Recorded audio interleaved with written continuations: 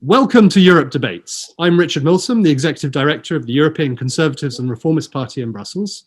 And today we have a super panel of leading politicians, journalists and policymakers from across Europe in order to discuss news in the digital age. The free press and independent media are pillars of a free society and a functioning of a strong democracy. Every day, millions of people get their news from newspapers, TV and mainstream online sources. Yet the media sector has taken a hit as a result of the COVID pandemic. Even before COVID, the media has been confronted by the disruptive effects of new online platforms and changes in media consumption habits, away from the trusted sources and towards unreliable independent outfits. Equally, funding has become an issue for many local and regional news outlets who cannot compete with major corporate players that are being undermined by social media sites such as Facebook and Twitter. The current crisis has amplified these existing issues and could lead to a rapid decline in media pluralism. Local and regional media, now more than ever, need to support to stay afloat and offer reliable news services that cut through the noise and offer an unbiased opinion of what is happening in the world today. So, our panel of experts today spans across the world of journalism, policymaking and politicians. So let's get it started, and I'd like to welcome Dacia Melbade. Dacia is a member of the European Parliament from Latvia, representing the National Alliance Party. From 2013 until her election to the European Parliament last year, Dacia was Minister of Culture in Latvia, serving under 4 different prime ministers. Before that, she served in multiple roles, including General Secretary of UNESCO's National Committee in Latvia and Director of the Latvian National Centre for Culture. So Dacia, perhaps to get us started, and bearing in mind that we have a very broad audience from across the world, could you outline the current situation regarding digital media and threats and challenges for us all? Thank you. Thank you, Richard, and thank you all for joining this crucial and I believe urgent discussion on how to say media plurality and quality journalism in the digital age. As we all can agree, and as you also rightly noted, Richard, even before the pandemic, the news media ecosystem, including television, radio, print, and digital media, was fragile, and media pluralism was declining. It has been precisely pointed out in former Vice President Andrus Ansip's advisor Guillaume Clos' report presented to the European Commission more than a year ago, that European media ecosystem, a foundational pillar for healthy democracies, has become a patient in intensive care, which has an increasingly difficulty to keep the attention of its audience and the trust in a war for attention and in a period of informational chaos. So it was at station. How did this happen, we can ask? First of all, the news media sector had been deeply scarred by the previous global financial crisis, and we could say it never fully recovered. Thus now, facing the COVID-19 crisis, the news media sector is not as strong as it was more than 10 years ago. Besides, the previous global financial crisis has shown advertising decreases significantly during the economic recession, and it takes long time for media markets to recover. Moreover, around the same time, due to the possibilities provided by digital technology, even traditional strong media markets such as TV and radio became highly fragmented. On top of that, in recent years, global online platforms have had huge disruptive effects. They dominate the advertising market and have radically changed audience consumption patterns. So the media sector is at the forefront of the digitalization and the data revolution, where there no longer exists geographical border. The global online platforms have become the major gatekeepers in the information environment. And during the COVID-19 crisis, they have only further strengthened their positions, both in terms of advertising market and time spent online. The fact that the German presidency found it necessary to draft council conclusions on safeguarding a free and pluralistic media system shows how serious the situation has become. The economic challenges facing the media sector is also one of the main takeaways from the Media Pluralism Monitor 2020 and the 2020 Rule of Law report. So the market plurality indicator paints a particularly grim scene. And what we see that there is no EU country of low risk. So more or less all countries are with high risks regarding media plurality. Let's take it into account that this monitoring was conducted before the COVID-19 crisis had amplified already existing issues. And I think it's not the exaggeration to say that the pluralistic news media sector is now facing an existential threat. And in particular, media operating in smaller markets, regional and local media, printed press, freelance journalists and other smaller players are in a particularly dire situation. So, and where does it leave us as policy makers? First and foremost, we have to recognize that the EU's digital single market is failing the news media sector. And in order to mitigate this market failure, it will take both legislation and financial support mechanism. And I stop here. Well, Dacia, thank you very much. There are lots of items there which we can come on to discuss through this debate, but thank you for so elegantly laying out the situation and some of the challenges. I'd now like to turn to Anthony Whelan, who is the digital advisor to the European Commission President, Ursula von der Leyen. His responsibilities include management of files related to the digital single market, but more importantly for today, the digital society. He was previously the Director of Electronic Communication Networks and Services at the European Commission. So Anthony, you're at the heart of the European Commission with huge experience in the digital field, and we're very, very grateful for your time today. I know that the boss has scheduled you for a meeting, so you can't stay to the end of the webinar.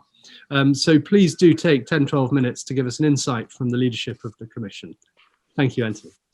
Very well. Thanks very much, Richard, and good afternoon to everyone, including, of course, my virtual co-panelists. Let me start by saying that the analysis of the issues that Dacia has already presented is one that I think I can subscribe to virtually entirely. In part, of course, it's because she's quoting Commission sources on some subjects, but it goes beyond that more, as it were, self-regarding aspect. I think she has put her finger on the fact that we have been seeing a number of challenges emerging for media in general in Europe and news media in particular, at least since the last financial crisis. I think some of these were structural things that were not strictly related to the last crisis, but this is a case where the blows received have not been fully recovered from. And we now find ourselves in quite a remarkable situation in a way. We have had those structural declines in advertising revenues as the lion's share of that moves into platform-dominated advertising spaces, where interestingly enough, in the COVID crisis, what we have seen is a latent demand for authoritative news, which needs a business model to reach it. What we have seen is viewership of what might be called more classical audiovisual news media and attention to other forms of online traditional news media, such as newspapers, have actually strengthened. But the revenue flows that one might normally expect to follow have not, because there has been a general weakening of the advertising market because of the overall poor economic situation during the pandemic. So we at least here have an opportunity to confront policymakers, but also ultimately news consumers, that is to say citizens, with the value that they themselves attach to authoritative news media. I think some of the wilder stuff that has been going around regarding COVID, and perhaps a general crisis generated tendency to look for more reassuring sources of information may be part of the drivers here, but this is a political moment that should not be lost, in particular because it has at the same time, at least in the short term, aggravated the economic situation of those same media sources.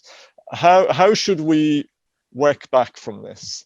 Now, I'm not in a position to pre-sell you our media action plan that will come in hopefully a few weeks' time, but of course I can share some of the underlying thinking. We have at least three challenges. I mean, one is the very basic one of recovering from the most immediate crisis, of trying to restore a degree of liquidity and prospects of survival in certain media.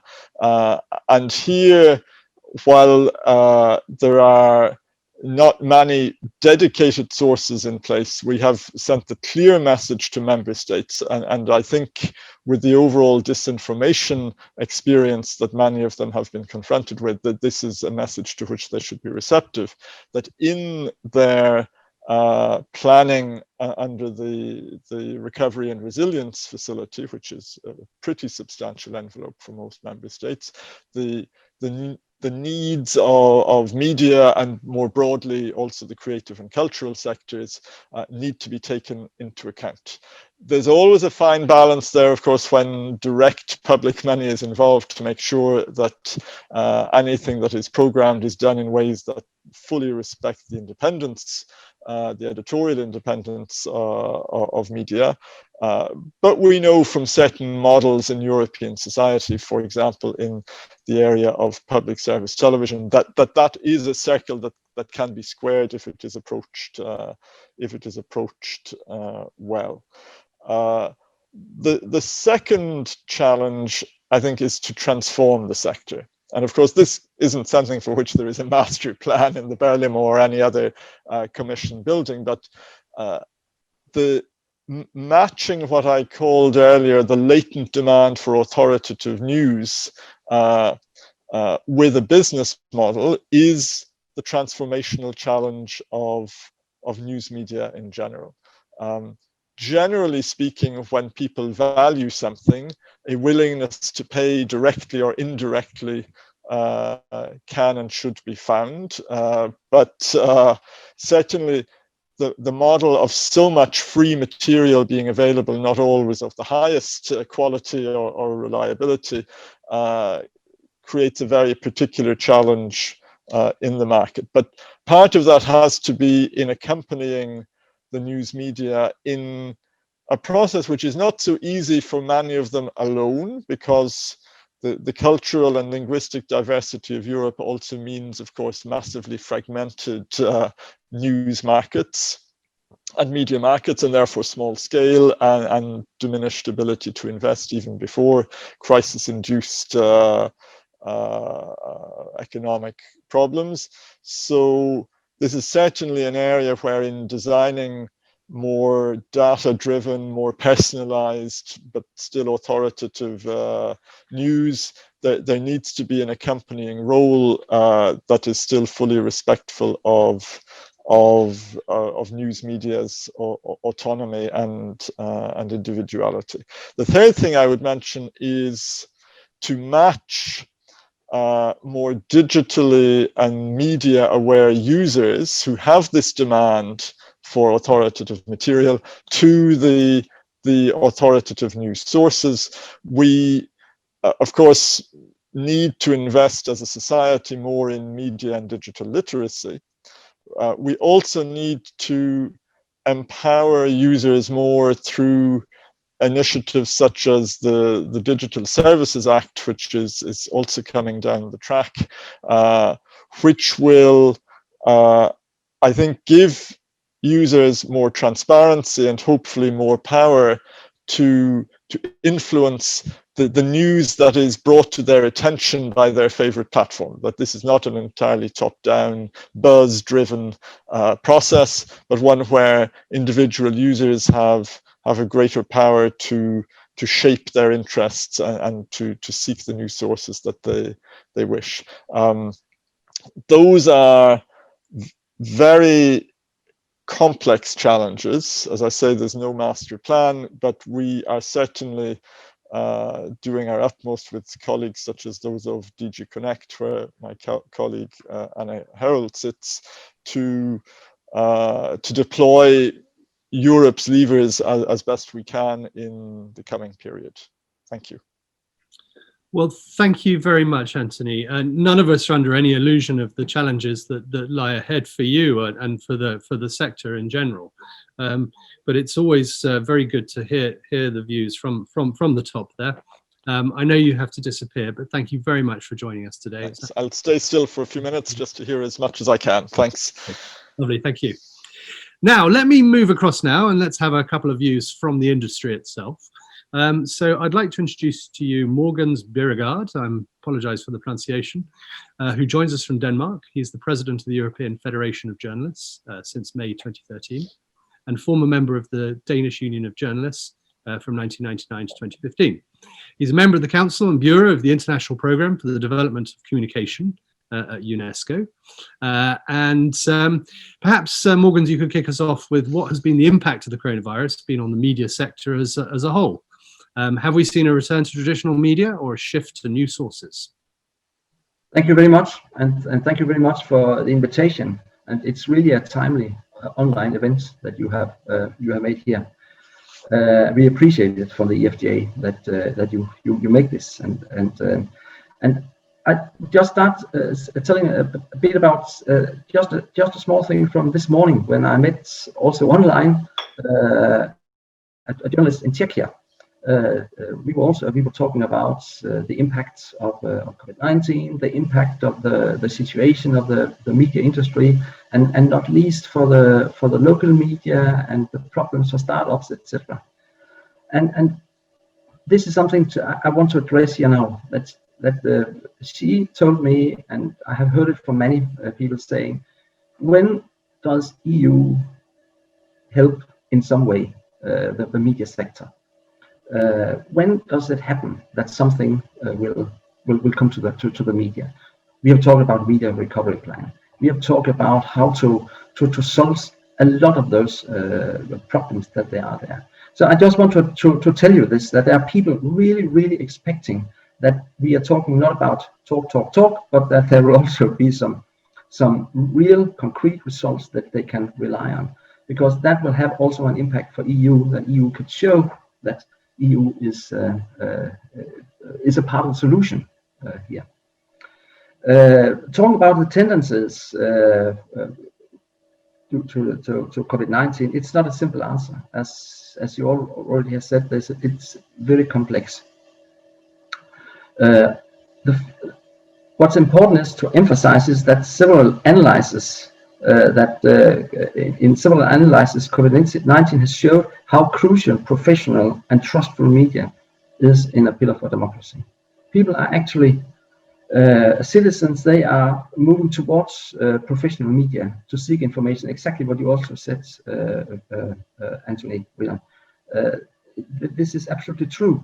The problem is, as you also mentioned, that the money is going the other way. The money is going to the social media. So citizens need trustful reliable information and try to seek them in media that are not able to finance what they are doing. So it is really a struggle for the media. It's also good, and thank you for that you mentioned, you emphasizing how important it is that that the states are supporting their media and should do it in a way where you keep the principle of arm's length. Though it's not always the case in all countries. I don't think I have to mention any countries here. I think you know them. There are countries where journalists, they are really afraid when what will happen if the state should distribute support for media. Would this support go to government loyal media, or where would the money go? And that's also why when hopefully the EU will include the media, when we see the media action plan will include media in recovery plan, that you will find a method. So this support would be distributed in a way where it is keeping this principle of arm's length from governments. I think that's really crucial.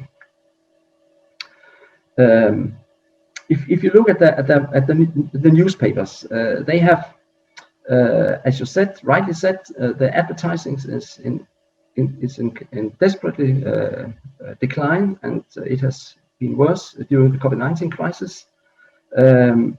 The sales of newspapers are different from country to country. It depends on where you are. In my country, Denmark, most people, when they read newspapers, they do it in subscription. It has always been quite difficult to find newspapers in kiosks. You can find them, but not that many.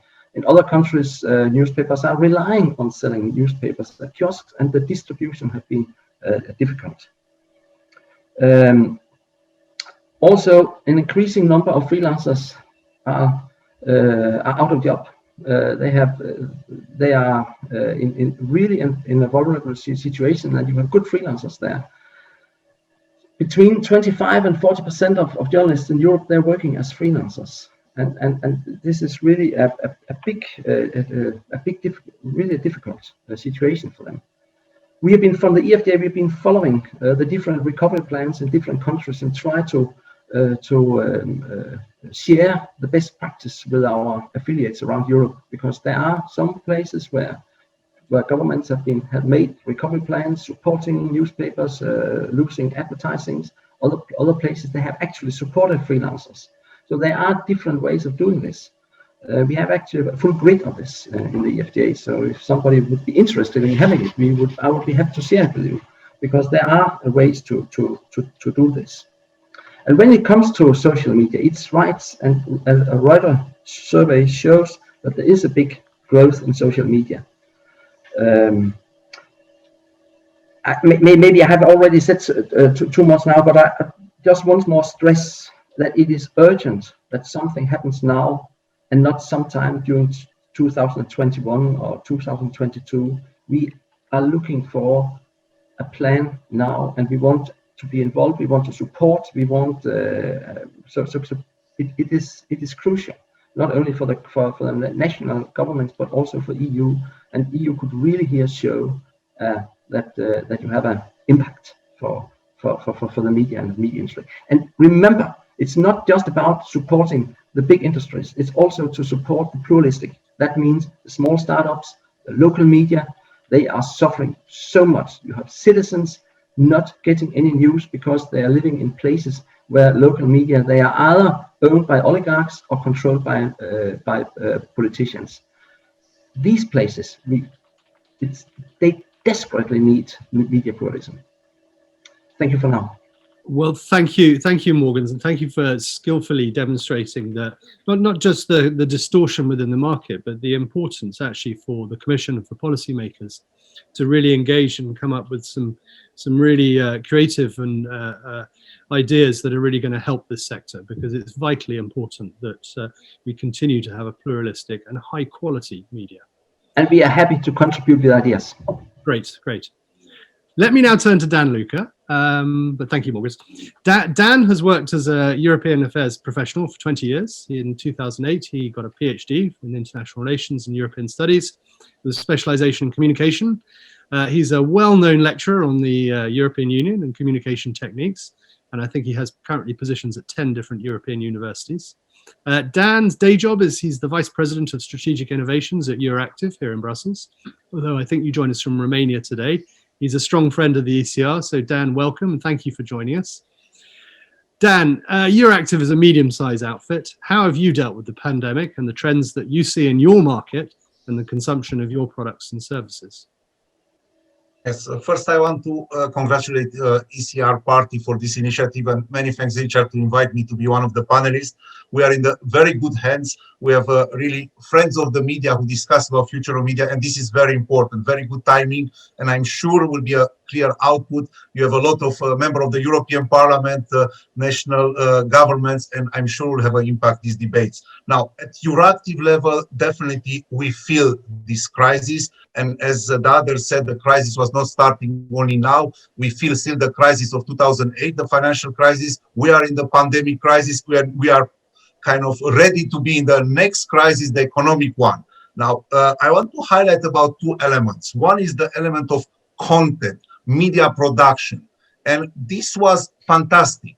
Of course, being in this crisis since the end of March, the number of readers of Euractiv is 3 or 4 times versus what it was last year. This was not a problem. We have either more visibility and incredible reputation and notoriety. The problem is when we turn to the monetization, so named the media business. And I want to highlight, for example, Euractiv advertising, what we are discussing, it's less than 10% of the income. Why we need to have a business model who cover the cost of the operations. And that's what we are doing at Euractiv for 20 years. And it's a very complex process to identify forms, not only in the crisis, either before. Media, you don't become rich if you work in the media business, and I suppose people who are there, they understand what I mean. We have more than, let's say, make money to support the people. We want to support the democracy, the pluralism, and we want to be either more involved. Now, if I turn to what was happening with the business, of course, was a very complex Q2, April, May, people freeze, the market freeze, and of course, this implied no communication, not engagement, and it was a very complex. Now, of course, we are turning always to the innovation, and Euractiv was innovative already from the beginning. In '99, when we established Euractiv, was directly online, and believe me, it was not easy, neither for the people in the commission to understand in that time that a media online can be more powerful than a print or a television. Now, definitely, we are in the other market. What is happening now, of course, we try to innovate, and we really try hard, and we find some solutions, definitely, but it's not easy. And of course, we try to also work with so-named startups to find different technical solutions, but the innovation is not only technical, it's also how you operate, how you offer services. For example, at Euractiv, we did approximately 100 events last year, and definitely the market, as you notice, was changed. Now we adapt very fast to the virtual conferences, and we are doing approximately 60, 70 virtual conferences this year. It's a success story, but we continue to innovate. And I suppose if I put a message, definitely the European society and of course the European institution have a role to play. We need support, we need to cooperate, we don't need to beg for money, we need a project together for what is next. We know will be a big crisis, and it's good to work now. Or the institutions, the European Union, the member states, the business sector, the civil society, and definitely the media should be involved in finding solutions for Europe in the future. I put a little bit too many messages, but I want to say from the beginning, yes, we need support, and we are ready to work together to find the best possibility to support the media in Europe. Dan, that's great. As always, thank you very, very much. And we'll drill down on some of those issues a little bit later on. Let me now introduce to you Anna Herold, who's the head of unit responsible for audiovisual and media policy at the Commission. She's held this role since January 2018. Prior to that, she worked in the cabinet of Commissioner Günther Oettinger. So Anna, thank you for being with us today. Anna, building on the excellent intervention from Anthony, how do you see the current situation, and how has your unit been coping with the changing media environment?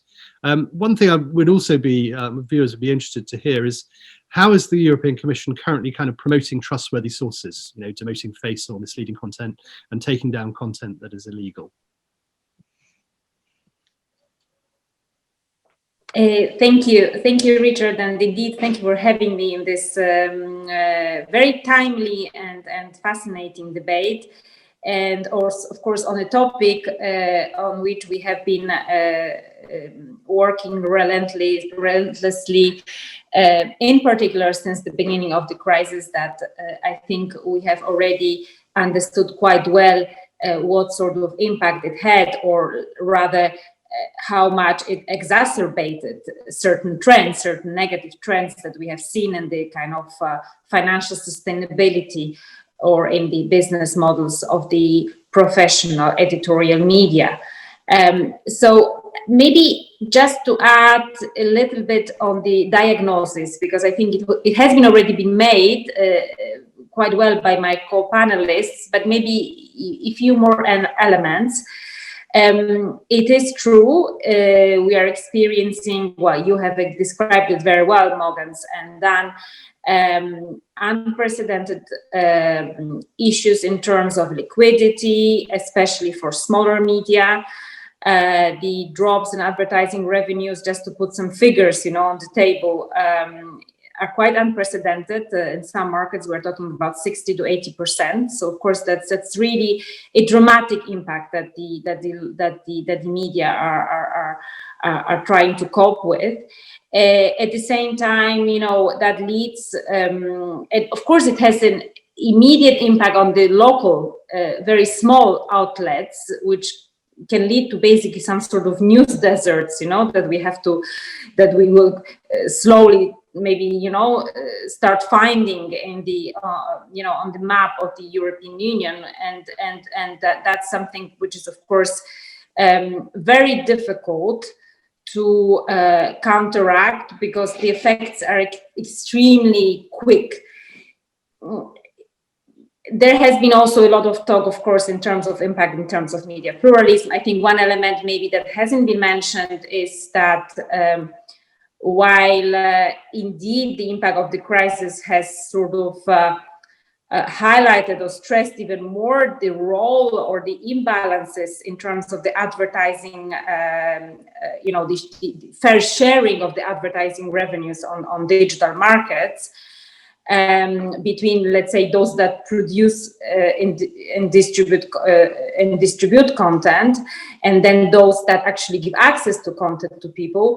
An element that probably we haven't yet touched upon in terms of media pluralism is also that the crisis itself has also given maybe a pretext or more leeway for, in certain countries, to introduce also certain restrictions, in terms of what people actually can see, in terms of information, and also had, I think Mogans can only testify to that, had an impact on the role of journalists and how they can work actually in this very difficult conditions. So I think, that kind of a bit complements the picture, the very gloomy picture, but it's not all so grim. So maybe one thing that to add to the positives, I think my co-panelists already explained the impact on the readership, how much interest from people, or how much demand for professional editorial content, in a way this crisis has stimulated. But at the same time, an incredibly positive thing that happened, that with this demand there comes trust.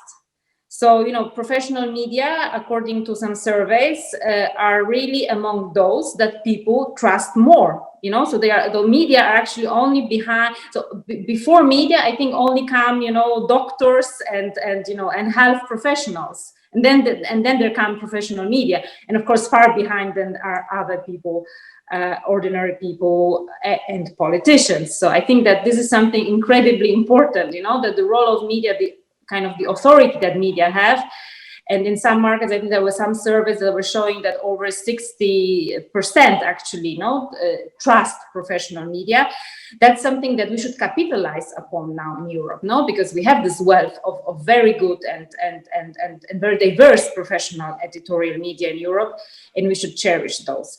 So coming to your question, I think that links to that, because since we have this, or media have this credit, we should capitalize on this, how should I put it, the trust halo, that now media can sort of,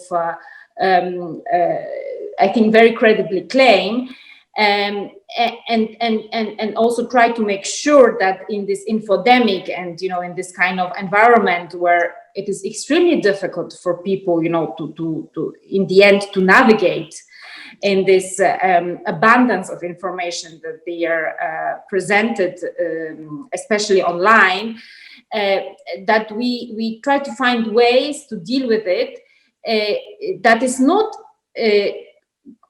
completely intransparent and in the hands, in the end, of very few players that control the way algorithms push content to people, to put it very bluntly.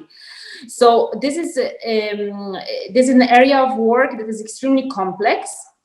We, of course, are working. I know that we will come back more to the solutions, in the next rounds of discussion. But just to tell you that we are trying to approach this issue from different angles. There will be a regulatory angle. Anthony already mentioned the Digital Services Act. But of course, there is so much that you can achieve through regulation on such complex matters. So I think that we are very keen to work with journalists, their associations, their self-regulatory bodies in discussing, what are, if there should be any trustworthiness indicators for the sources of information, whether, we could actually help promoting them together with the players that, of course, are in the end responsible, for that that are managing the content recommender systems, and also, of course, try to see whether there are then certain types of information that in that way could also help with what we haven't mentioned so far, but of course has been I think brought to the fore even more and more via the pandemic, namely the phenomenon of disinformation. So I'll stop here because I'm pretty sure that we'll come back to that. But I really think that this issue of access to trustworthy sources of information is probably something that we might want to discuss a little bit more in the panel. Thank you. Well, thank you, Anna, and you're absolutely right. We do, and of course, the level of digital literacy across the union is not always even. So it's a reason I'd like to bring Dacia back in and ask her that question: what is politically, what is being done in order to rebalance the online ecosystem and support news media and independent journalism? In the Baltics, you have one of the highest levels of digital literacy, and there are perhaps some interesting examples that you could bring to bear. But Dacia. Thank you, Richard. Morgan finished his first intervention saying that we desperately need media policy, good media policy, and Dan's one of the final conclusions about that it's not normal that journalists and media have to act as beggars. So I will start from these two conclusions. And I also share with Anna that there is some light in the COVID crisis regarding media. And first of all, the pandemic has put media policy under the spotlight. And these troubling times, I believe, will serve to accelerate the adoption of more comprehensive media policy, including strengthened or even maybe new financial support mechanisms at the EU level and in the member states. And what I see, and we of course can discuss whether it's good or bad, but the crisis in the news media sector, growing power of online platforms has become an EU issue, not just a problem of separate member states, which cannot solve these problems themselves. So we could ask what we already have, what instruments to lead or to manage this situation. For the moment, we already have a revised Audiovisual Media Service Directive and a Copyright Directive. So maybe member states should take full advantage of these new mechanisms. But it's clear that that it's not enough to tackle the challenges to the economic viability of the whole media sector. So then Anna touched upon regulatory measures. And if you look at the legislative aspect, the EU has to regulate online platforms, paying particular attention to those that act as gatekeepers. Taxation, competition, advertising, micro-targeting, data, algorithmic transparency, hate speech, and harmful content are just a few of the issues that should be examined through the lens of regulation that is currently in the pipeline. Then one of the questions that has been discussed in the different circles and where is not clear answer yet, what kind of support is needed to media, direct and indirect, meaning finances. Now, if we look at the countries ranking highest in press freedom, we see that these are the ones supporting the media sector the most during the COVID pandemic. And this comes as no surprise, as the same countries have also had permanent support mechanisms in place for decades. And I could name maybe some countries just to make it clear. These are Finland, Denmark, Sweden, Germany. What we see that the countries with the highest levels of press freedom have acknowledged market failure, media ecosystem, and have put in place financial support mechanisms that are fine-tuned to help both larger and smaller media outlets as well as independent journalists. But what I see some hesitance both in parts of the sector and in some of the policy makers when we talk about direct financial support to the news media. And somehow I understand their concerns, as media policy has always been a very sensitive issue. And I know it from first-hand experience, and there I really can share my experience. As a Minister for Culture, I was responsible for media policy, and I was in charge of the adoption of the first media policy guidelines. And for us, it was also the question how to support the media market, because when we look at Latvia, we are talking about the small media market, which actually difficulty can be called about liberal market. So it's quite clear that the population with less than 2 million are not able to maintain pluralistic media market. And our answer was setting up the media support fund, which actually provided support to media on projects based. But of course, it's a question whether it's enough. Then the next question is how does this whole support mechanism could fit into the EU recovery plan? And then I'd like to refer to the Next Generation EU program that tends to provide the member states with an unprecedented amount of financing. And I'm happy to see the culture and creative sector, including the media sector as well, have already been identified as one of 14 hardest hit ecosystems. And the European Commission's guidance to member states on recovery and resilience plans draws attention to the news media sector as a key sector for investment. But it's up to member states to decide which priorities they will set. So it means, again, we come to the local governments, local societies, and we have to ask the question, or rhetoric question, how important media are in these countries. And I have to admit, it's not an easy task to persuade local politicians. Every time I have spoken myself on the media needs, I have faced some bitterness in the politicians' attitude.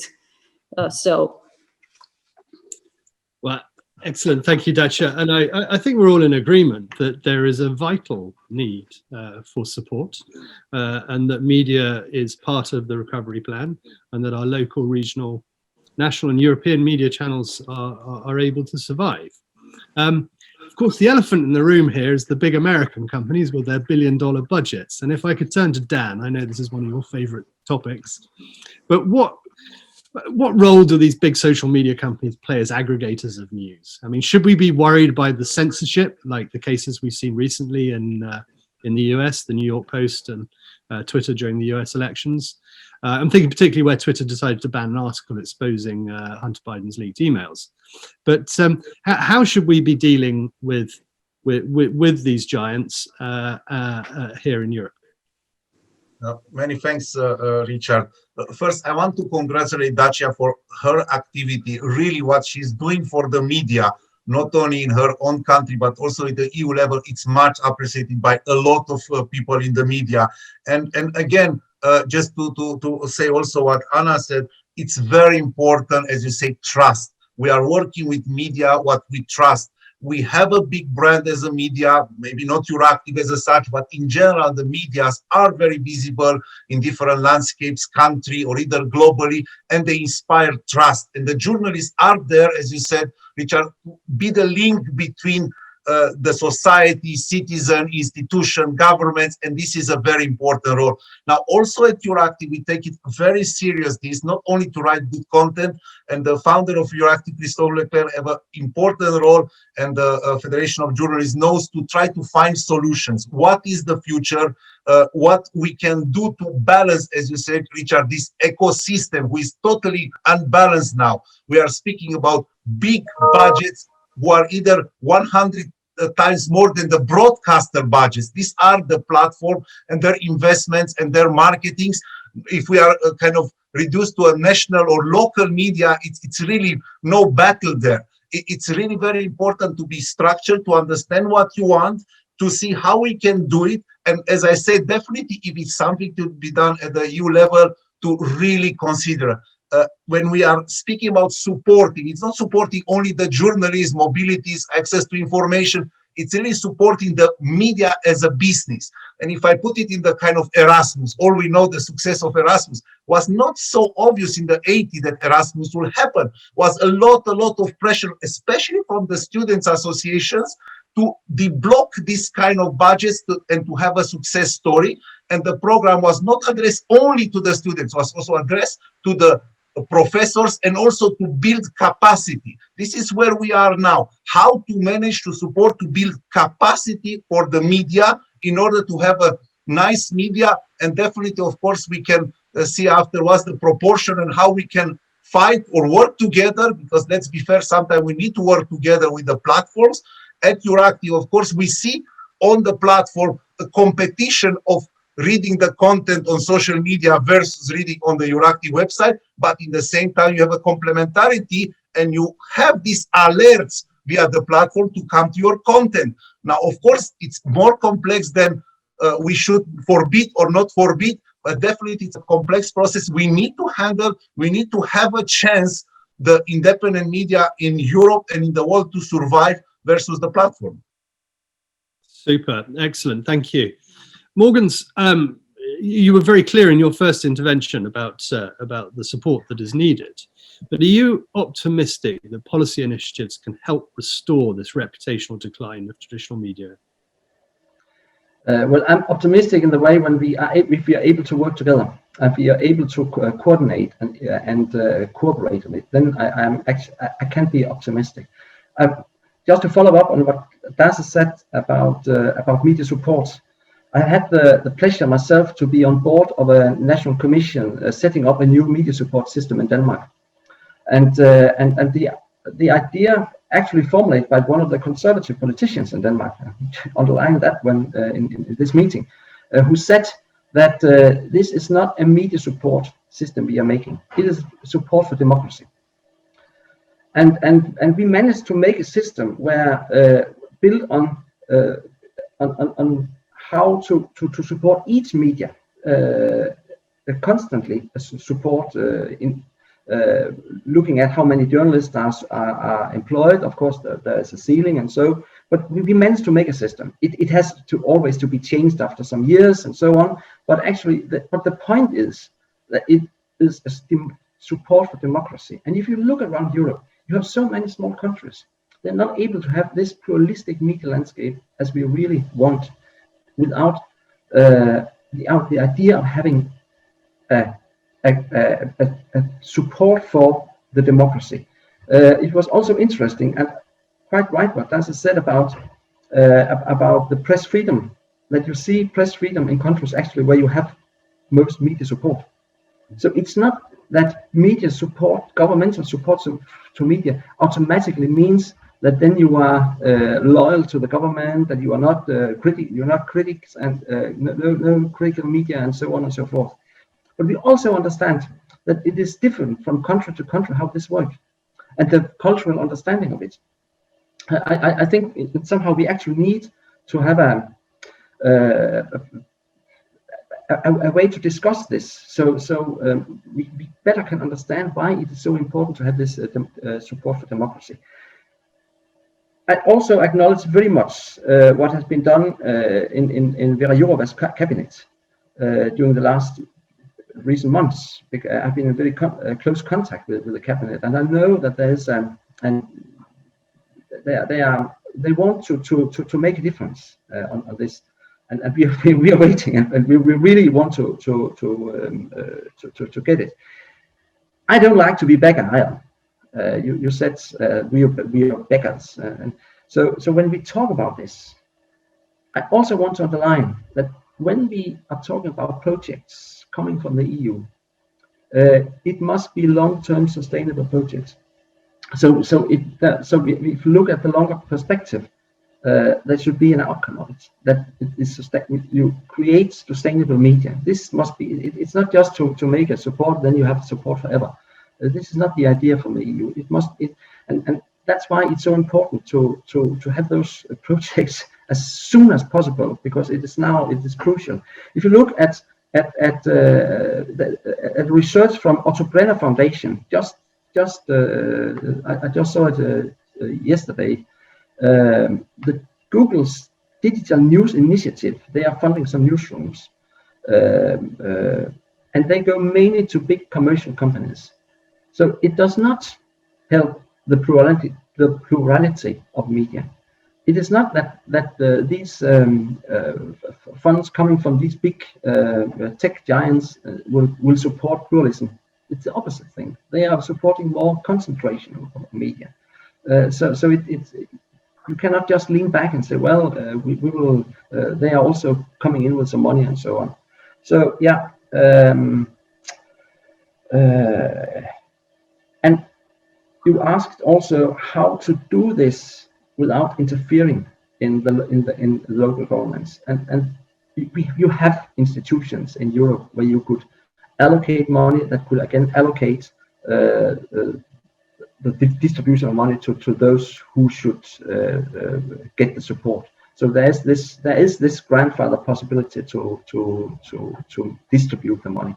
We should be able to find a way together, and as I said before, I'm very happy. Would be very happy to be within such a thinking about how to make it in the best possible way. And as just to reiterate, it's crucial. It's now. Thank you, Morgan. Well, I mean, you're talking to the right people, Anna. So there's several items to talk about there. Now we're getting towards the end of the debate and things. I'm also interested to sort of look to the future as well. But perhaps you could address some of the things Morgan was saying. But I'm also interested to see how this kind of ties in with the digital single market and the objectives of the new Green Deal as well. What can we expect to see in the future? Thank you, Richard, and indeed a warm thanks to all the panelists for all their excellent ideas. and indeed for all the contributions that you are making in this important debate that we are having. And in a way, as Dacia was saying, you know, maybe, voila, there's not everything that is so gloomy in this crisis, and indeed, let's take it as an opportunity, you know, to how should I put it, to bring media policy within the EU to a different level. So if I may just comment very briefly on some of the points that were raised, and then I'll try, you know, to a bit kind of offer a bit of a glimpse into the future, and then I, of course, am happy to see what the other panelists also think about it. So on the kind of immediate needs and on what has been done or what is being done now, I think we are really acutely aware of Mogens was saying in terms of the continuity in any projects that we might be funding at the moment, thanks to the generosity of the European Parliament and people like Dacia and her colleagues that you know, that entrust us with conducting all these wonderful projects that we do to map problems in media freedom in Europe, but also very concretely help journalists that, you know, that need help, legal or practical help, but also to help journalism as such, you know, collaboration between journalists and journalism itself. So we are very proud also of the project on the cross-border investigative journalism, where I think, you know, these sort of projects also show very well what Mogens was saying, that it is absolutely possible to fund journalism and media in an entirely arm's length approach, because we are, you know, funding beneficiaries, third parties that are fully independent and also fully competent to choose who will get the grants. And we have absolutely no say whatsoever in who gets the actual grants. So I think they don't know. This is a model that I think that you explained that can work, and can work also at the EU level very well. So we are acutely aware that all these projects need some sort of long-term perspective. This is why we proposed under the Creative Europe to have a specific dedicated budget, small for the moment, but still we have maintained it, as you know, so it's been a battle, but thanks to the consultation that Mogens was also hinting at with the political level, we managed to protect this small budget. And now the negotiations are accelerating, so we really hope to be able to, you know, to have it up and running, you know, as a continuation of these projects that you were mentioning. At the same time, we are also trying to help outlets in getting loans through the guarantee facility. And then, how should I put it, last but not least at all, there is this huge pot of potential money that has been mentioned by all of you already in the recovery fund, where yes, it will be up to the member states, and this is in line with the competence in the end, you know, for funding the media sector, where the EU, you know, is helping, but of course we can't be in the driving seat. But where we will have a lot to say, because we will be discussing and we'll be in constant dialogue with the member states on the plans that they will be presenting us. And I think that where we, as Anthony said in the beginning, I really want to stress, really made sure in the guidance, in the general guidance that we produce, that particular attention should be given to the media sector because of its importance for democracy. So I think this should be really something considered, you know, as a big, how should I put, win for the media policy, because I'm pretty sure if it again wasn't for the crisis, it would have been very difficult to have such mention, you know, in this competition between the different sectors that are begging, because we all know how many sectors are suffering because of the COVID crisis. Now, I think that this is very clear. But because, anyway, of the importance and this trust that we have been talking so much about, we were able to insert such a clear invitation to the member states, and we will be discussing this with the member states in detail. And then on top, we will have this 20%, you know, earmarked for digital, and in a way media, and I think this has been also explained by Dan and other colleagues on the panel, are at the forefront of this innovation, you know, and this is also something that we will be trying to look more closely in these plans for the Media Action Plan that will come together with the Digital Services Act and the European Democracy Action Plan. I think, Richard, I will stop here because I have been talking a lot. I let maybe you and I'm happy to come back a bit more on the future if there is still time a little later. But I think this is important. It's important to get views of colleagues, you know, from the industry, from the stakeholders. Well, thank you, Anna. And, you know, we were going to watch this one very closely. Dan, I'm sure you agree with much of that. I'd like you now to look into your crystal ball and tell me how you think your business models for organizations such as yours are going to change in the coming years. Yeah, many thanks, Richard. Basically, let's see, there are two dimensions here when we speak about Europe and about the media. One, it's nice to think very strategic, long-term, and definitely we can put it either media is part of the solution of the crisis for the citizen, not part of the problem. But in the same time, we need to act very pragmatic in the next 12 months. As my colleague said, a lot of media will not survive in the next 12 months if it's not happening something. And already since 2008, I suppose, and I don't have the clear data, but 1/3 of the journalists disappear, basically. The job of journalists disappeared in the last 12 years. It's a big wake-up call. If we leave things and we are too strategic, we need to be strategic and tactic in the same time, because if no, we'll not have something to work in the next, let's say, 1 year. And in the same time, basically what we need is two big priority. We need to rebalance, as we said, the ecosystem of media, independent media, and of course the platform and all this business. And second, we need, of course, all this media transformation in Europe. And here we are speaking, as the other said, about innovation, but very reality innovation. What we are missing, this so-named capacity building skills and other things to make this innovation function and practical. This is what I see, and at Plurality we try to do. As you mentioned, my title, it's either now strategic innovation in the media. It's very important to discover new way how to use the media brand in order to really balance the budget of a media.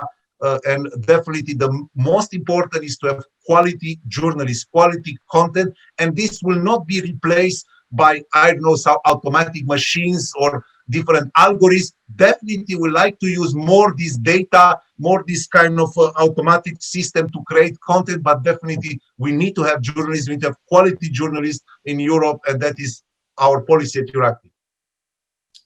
Excellent, thank you, Dan. Morgan, it's kind of the same question. How do you see the future for these small and medium-sized media organizations in Europe?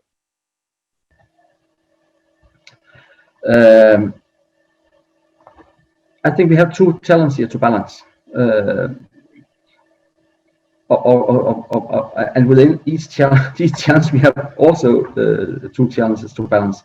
When it comes to the new, the smaller media that guarantee more media pluralism, of course, there's this balance between those media that are there from the beginning. I mean, you cannot just web away a big media and then say no, everything is about new media. So you have to balance this in. But it's also crucial that you understand that those startups, new digital startups, that they are important. Let me just mention a country like Hungary, where the media index, you know that your journalist resigned from index and actually would be ready to build a new startup there. How would they be able to do it? It is really problematic in Hungary to do so. But if you build a more long-term sustainable projects in the way that Anna Herold explained, where you actually can have an intermediate to deal with it, you should also make sure that this support that also covers new business models, because what we can get out of it is also to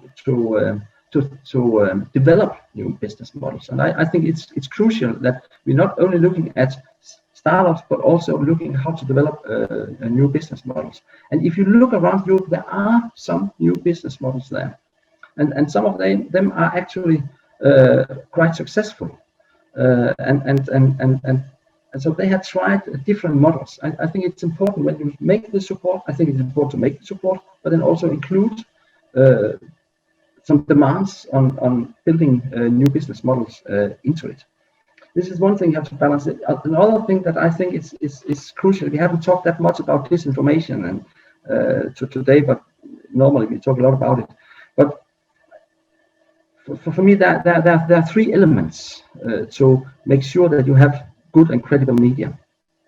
The first, show professionalism, and that means that you must have the journalist on board, and not and this is actually crucial now, because many journalists, they have left the office, and during the COVID-19 crisis, media has found out, well, we might do with less journalists. You might work from home in the future. We have to restore the newsroom, certainly in a new way, but we have to restore the newsrooms after the COVID-19. So, but you have to build strong professionalism, being good in fact-checking, quality, and all that. This is the first thing. The second thing is to support the self-regulatory system, and thanks to the EU, we have just made the first survey of how to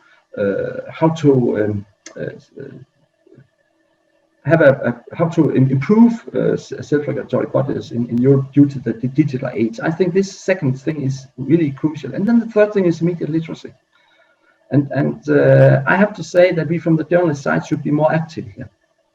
This is a place where we actually have to push ourselves and take part in it. Because if you don't have the media literacy, then you cannot capitalize what we actually have gained during the COVID-19 crisis, looking at the bright side just now, and you're absolutely right.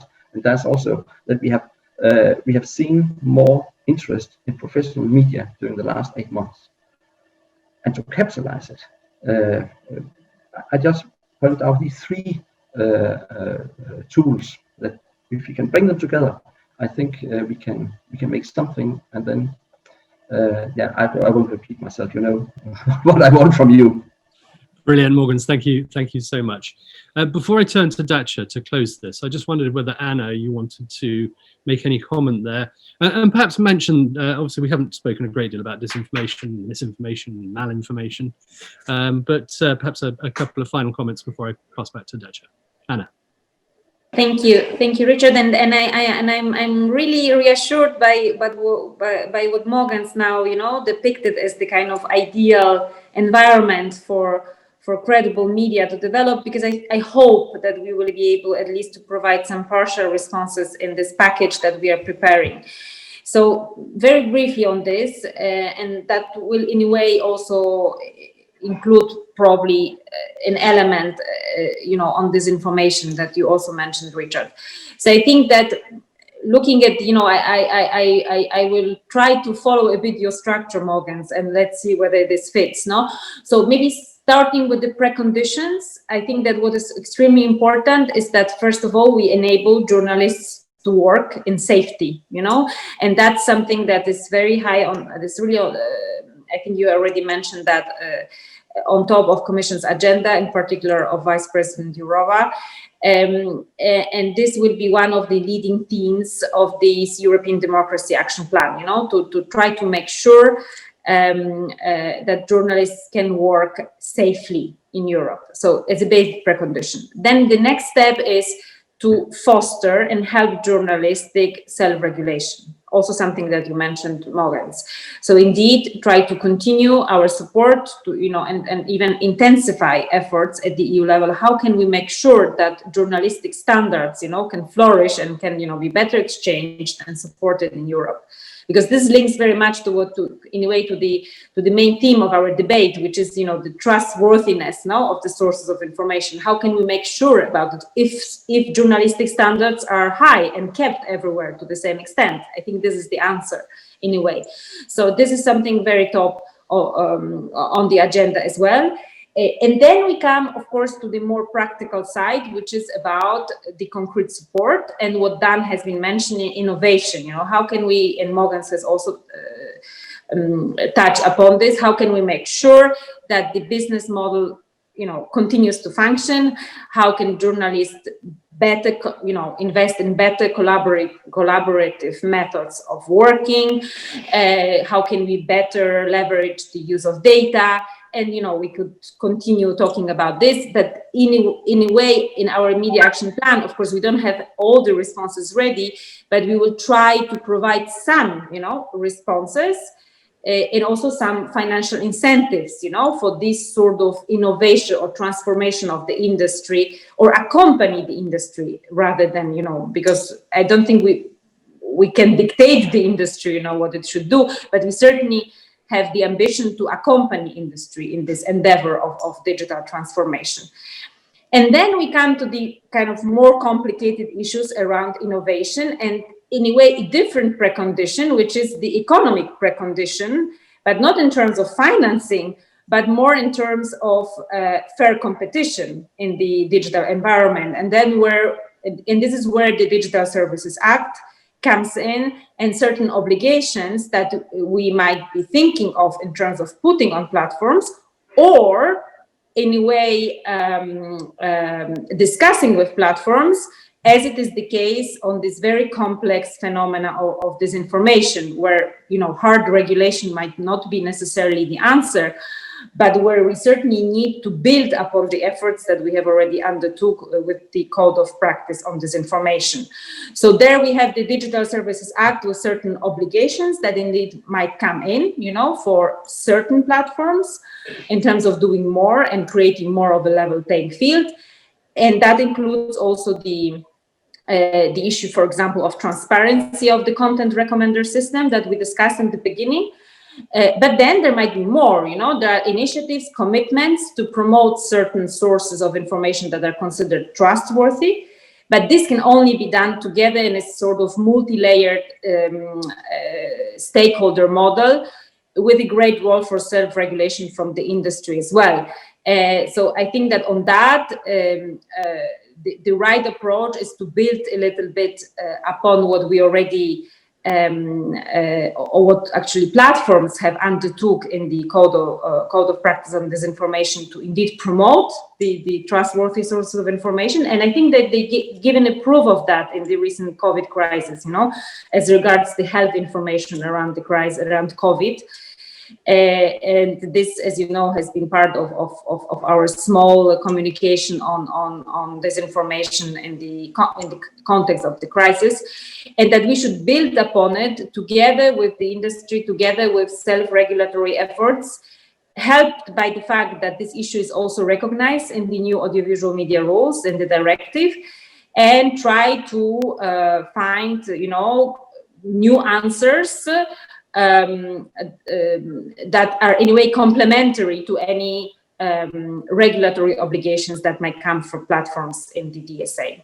So I think that would be a bit of my summary. I hope that I covered most of the issues that Mogans and Dan have mentioned in their wish lists.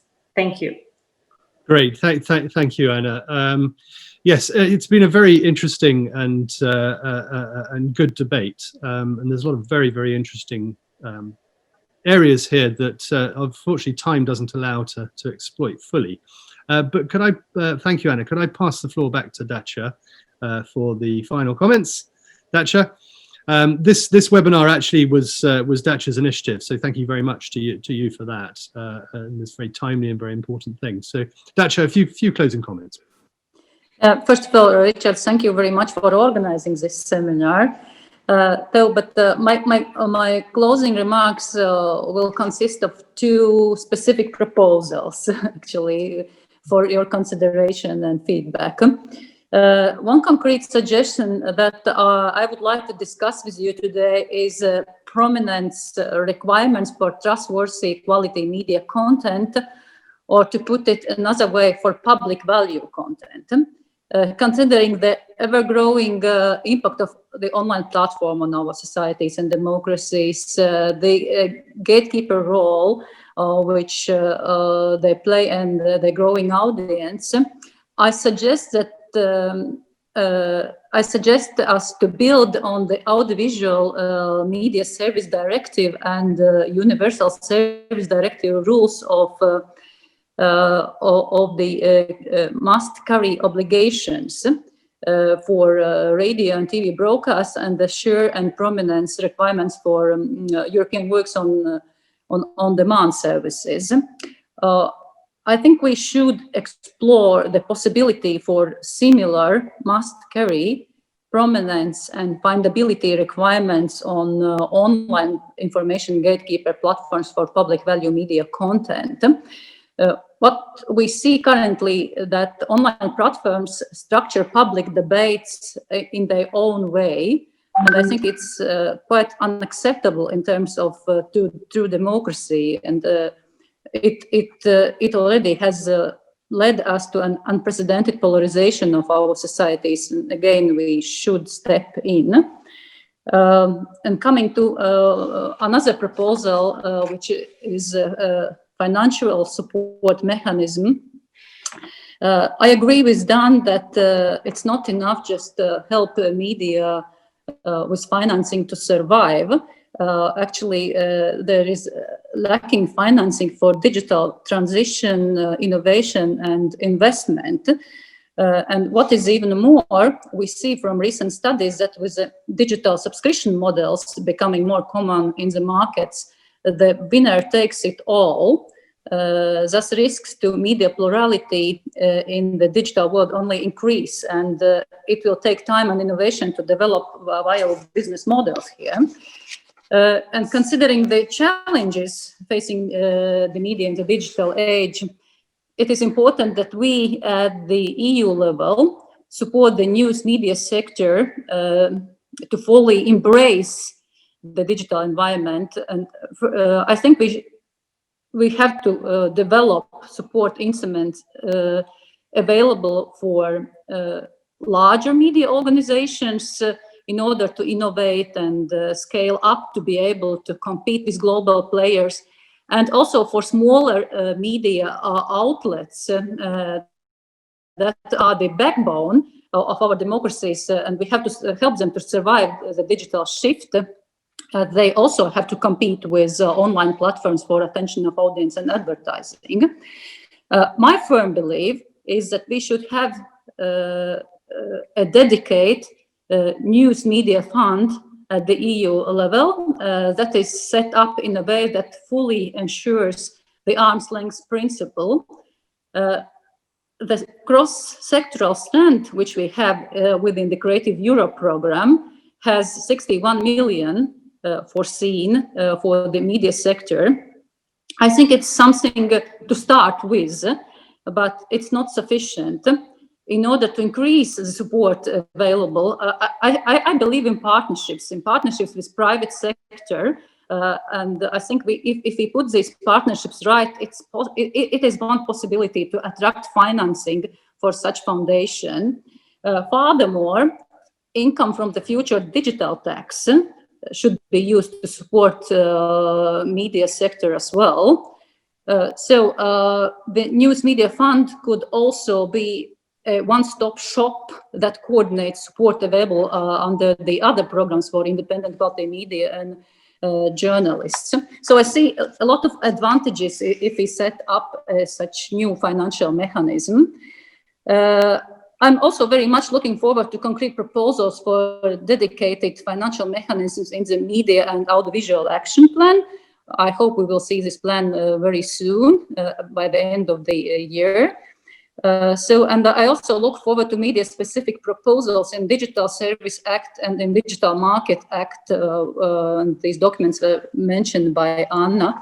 And I hope that all these instruments will help to level the playing field. So, and again, thank you very much. I also share views of my colleagues that the media sector is a critical instrument of democracy, and investing in media means investing in EU democracies. Thank you so much, Dacia, and thank you to all of you. Sadly, we've run out of time, but it's been a very interesting and constructive debate. I'm sure there'll be many conversations and many engagements going forward. But a big thank you on behalf of ECR Party to all of you for participating in this. For our viewers, the whole discussion is recorded and will be on our website should you wish to review.